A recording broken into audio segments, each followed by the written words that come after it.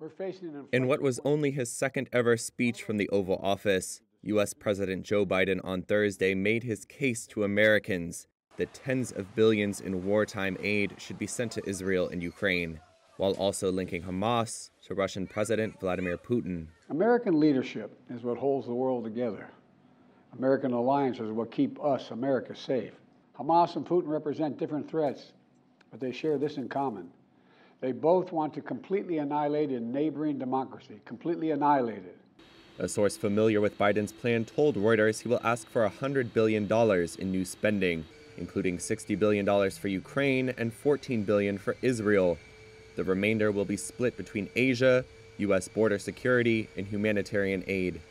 He spoke from the Oval Office less than 24 hours after returning from a whirlwind trip to Israel, meant to show U.S. solidarity after the attack by Hamas militants around 2 weeks ago that killed 1,400 Israelis.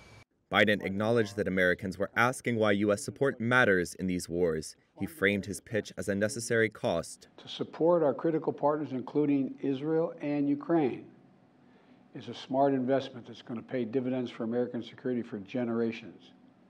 Help us keep American troops out of harm's way. Help us build a world that is safer, more peaceful, more prosperous for our children and grandchildren. Hours after the speech, Russia's foreign ministry fired back, saying on Telegram that Biden's comment calling the aid request an investment showed Washington benefits from proxy wars rather than fighting for ideas. Biden's comments come with some urgency. Israel is gearing up for a ground offensive in the Gaza Strip, and tensions are at a fever pitch after a deadly blast at a Gaza hospital. Biden said in his speech that Israel was not responsible, as Hamas officials have maintained. But as global protests grow over the hospital strike, he urged Israel not to, quote, give into blind rage, and recognize the need to supply humanitarian aid to Palestinians caught in the crossfire in Gaza.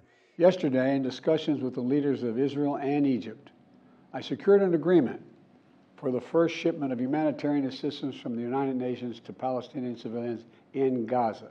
As I said in Israel, as hard as it is, we cannot give up on peace. We cannot give up on a two-state solution.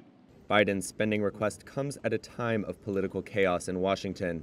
The Republicans who control the House of Representatives have failed to unite behind a new speaker after ousting Kevin McCarthy from the job early this month. The funding measure, which must pass both the Democratic-led U.S. Senate and Republican-controlled but currently leaderless House, will test whether Republican lawmakers can be persuaded to set aside their opposition and approve the new spending.